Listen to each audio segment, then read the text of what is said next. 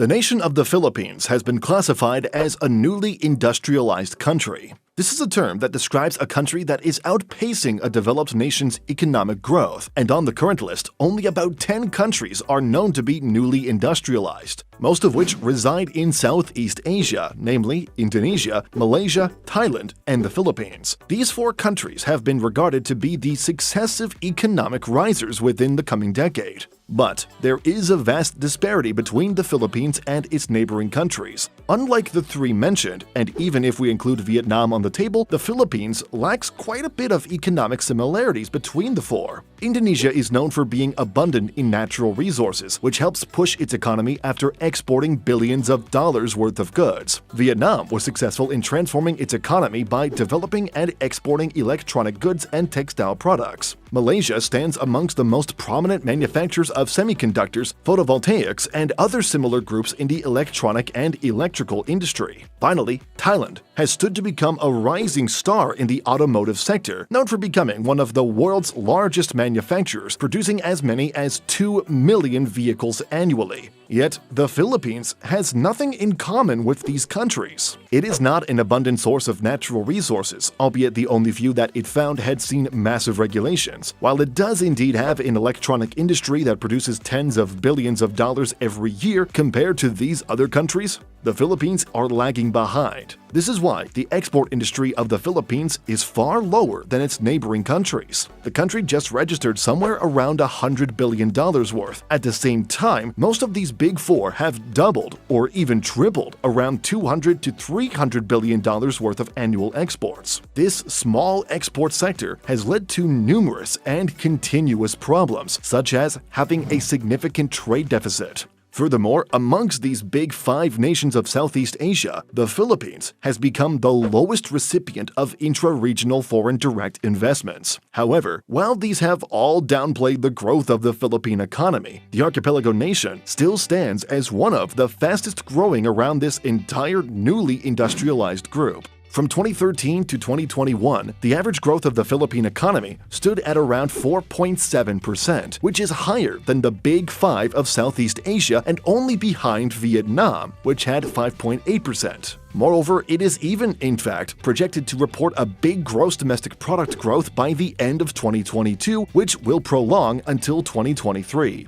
Then the question arises, how did the Philippines grow as fast, or even faster than its neighboring bloc? Well, the drivers of the economy of the Philippines lie in many factors. Some can attribute to its tourism economy, while others may believe it is still a robust agriculture-based nation. Or we could also pinpoint the fact that the Philippines, while its electronic and electrical sector operates in low-value operations, it is still a considerable benefactor to the economy as it generates billions of dollars in annual revenue. And finally, we could also attribute it to the overall overseas Filipino community, which has generated hundreds of billions of dollars for the country for decades now. These foreign-based investments and remittances have helped push the country's fiscal status to increase due to the growth of international reserves and, in turn, also help ease the deficit within the country's balance of payments. However, amongst these said factors, there is one more underlying industry that we have yet to talk about, one that we believe stands out from the rest. It is known as its service economy. The service industry of the Philippines is the single largest driver of the entire economy. While that may sound weird since most nations around the world and even in Southeast Asia also have their service industry to be the largest, the Philippines, however, stands out when it comes to service exports. The service industry, along with its exports, is the largest in the entire country when it comes to providing job opportunities and salaries. This is mainly due to the country's well-known business process outsourcing industry, one that is projected to generate over $38.9 billion by the end of 2022, according to the IT and Business Process Association of the Philippines, a figure which accounts for close to 10% of the total gross domestic product of the country. Business process outsourcing has been hailed as the world's largest within the contact center category, topping even India, which is known to be the world's largest when it comes to service outsourcing. Although the contact center may be the most profound so far, it does not mean that it is the only service export the country has. Emerging industries such as healthcare, animation, and game development have become its next destination for massive growth. This fast-growing, high-value service category has so far become the quote-unquote future industries of the overall outsourcing industry of the Philippines.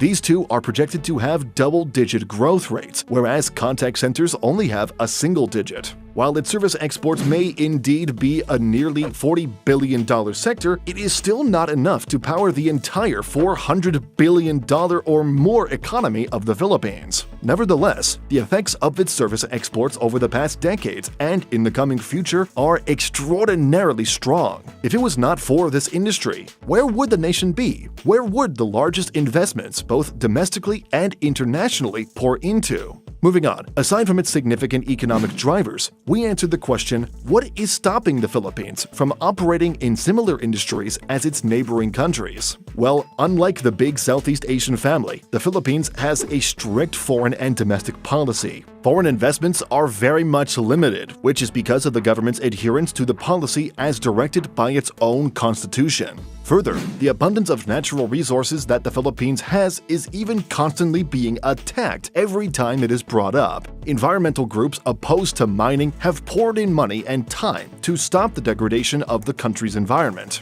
These and a lot more issues are plaguing the country's own economic growth.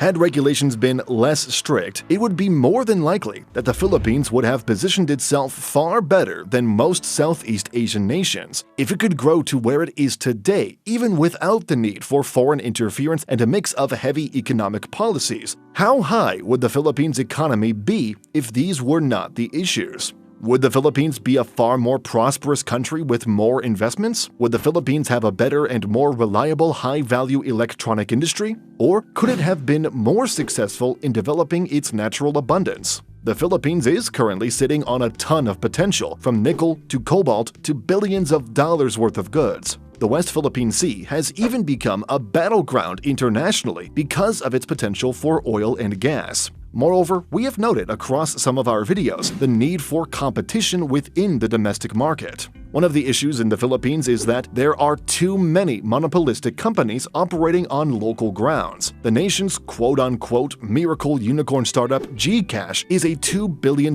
business and is basically the life of the financial technology system of the Philippines. Yet, who owns this business? It is not from newly emerging entrepreneurs, it hails from Ayala Corporation and Globe Telecommunications, two corporations who are best known for being too big in the country. However, while these issues are limiting growth, we have slowly seen a rapid change as of late. The relaxation of the Telecommunications Foreign Investment Act immediately saw the entrance of foreign firms. US-based Starlink, famous for being owned by Elon Musk, the richest man on the planet, has gone to the Philippines to offer its satellite internet services, one that is also seen as the first in Southeast Asia. This may suggest that the opening of foreign investment policies is genuinely going to reshape the entire archipelago nation. While the telecommunication industry's relaxation has been one of the best changes in the country because it showed that the Philippines has finally opened its doors, there are still a lot more opportunities that could occur had the government adopted less strict policies and favored improving the entire economy by finding profit.